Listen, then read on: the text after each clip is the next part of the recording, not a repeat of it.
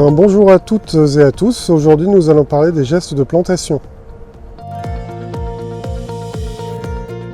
On a simplement décompacté la terre en utilisant une fourche bêche et en faisant des trous pour que l'humidité puisse aller en profondeur. On va retirer la terre de surface et ensuite on va prendre la terre d'en dessous pour la mettre de côté. Dans la plantation d'un arbre, il y a deux couches de terre, dans les plantations en général. Une couche de terre d'une vingtaine de centimètres qui contient des bactéries qui ont besoin d'oxygène. En dessous de ça, il y a une couche d'une vingtaine de centimètres aussi qui contient des bactéries qui n'ont pas besoin d'oxygène, au contraire ça les tue.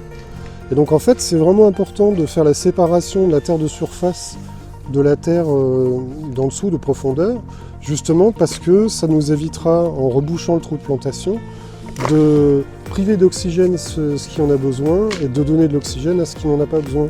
Nous avons décompacté le fond de notre trou de manière à ce que les racines puissent s'installer tranquillement sans avoir à trop forcer. Nous allons aussi rajouter des amendements organiques. La corne broyée est un engrais azoté qui va permettre un développement plus rapide et plus efficace des feuilles. Pour la deuxième partie de ce tutoriel, nous ne sommes pas au même endroit. La terre est donc différente.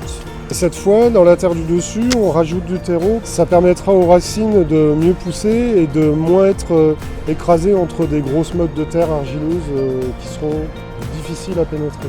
On va planter maintenant un pommier pomme de rânette. Il faut bien juste faire attention quand on positionne l'arbre, que les racines soient bien étalées. Il faut que le trou soit suffisamment grand pour que les racines s'étalent bien. On va rajouter de la terre pour reboucher le trou.